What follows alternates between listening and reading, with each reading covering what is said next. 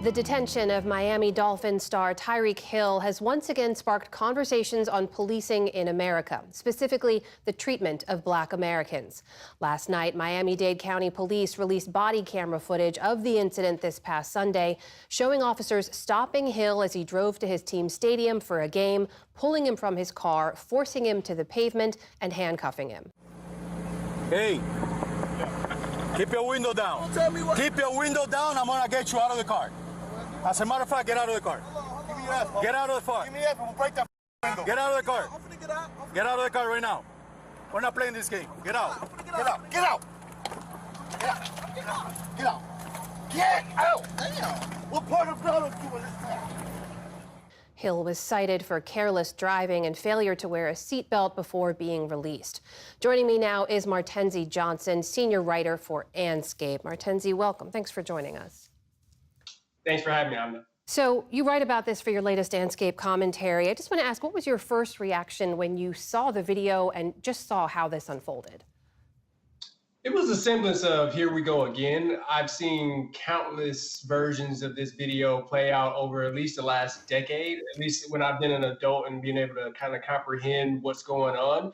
And again, it's the same thing where a Black man gets pulled over, it gets escalated because the police seem to want to escalate it, and then it turns into really violence against that Black person. At least in this case, Tyreek Hill walked away with no injuries. He wasn't shot, he wasn't tased or anything like that. But again, it's just been kind of par of the course for what I've seen over the last decade plus. So Tyreek Hill went to the game, played in the game, spoke about this incident after the game, and he basically said he was wondering, what if I wasn't Tyreek Hill? In other words, do you think that him being a famous NFL star played a role in how this unfolded? Oh, for sure. In that body cam footage that we just saw, if you kept playing that, you would hear at some point one of the officers say, "Do you know who that is?" The other officer being no, and then he says that's a Miami Dolphins football player, and he used an expletive like, "Oh, I think I messed up." So that probably led to Tyreek Hill actually being able to go to that game and have a successful game for the Dolphins that day. But yeah, if Tyreek Hill wasn't who he was, if he wasn't a professional football player, if he wasn't a celebrity, that could have been another hashtag that we've seen, again, over this last decade plus, stemming back to Trayvon Martin. You know, we also see in here in the video, right before the clip we saw, there's sort of a verbal back and forth between the officer and Hill. The officer keeps telling him to put the window down. Hill keeps rolling it up. The officer then very suddenly, as we saw, orders him out of the car. And we should point out that the head of the South Florida Police Union said in an interview, if Mr. Hill would have just complied, it would have sped the process up. He also went on to say that people who are detained should obey lawful police commanders first and complain later. What's your reaction to that? I mean, one, the police union official is doing his job, right? That's what all police officials are going to do in this case. They're going to stand up for their own. But this idea that if you don't comply, if you don't follow their orders, they can exact violence on you, that's not part of the job, right? They have a lot of leeway as police officers. They have qualified immunity that can get them out of lawsuits. They have, powers from the state to shoot and kill people without really any recourse.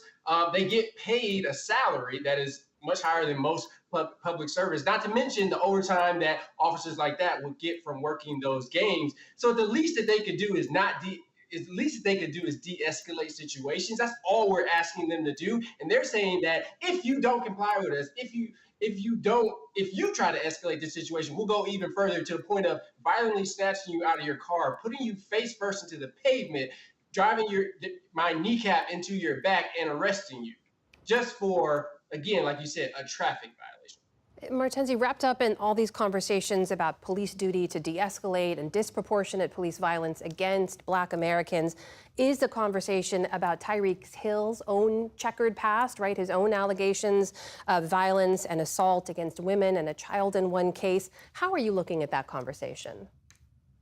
Honestly, I don't think it really matters, right? I have my own opinions. I think a lot of people have their own opinions about Tyreek Hill's history, but something tells me those officers did not know that when they pulled him over. And not to mention, if they were pulling him over for that reason, we're not saying that these cops are just wild feminists and believe that they're taking up for women by arresting Tyreek Hill. That had nothing to do with it. This was just a case of, again, pulling over a Black man in a car, escalating the situation, and now turning it into this whole thing.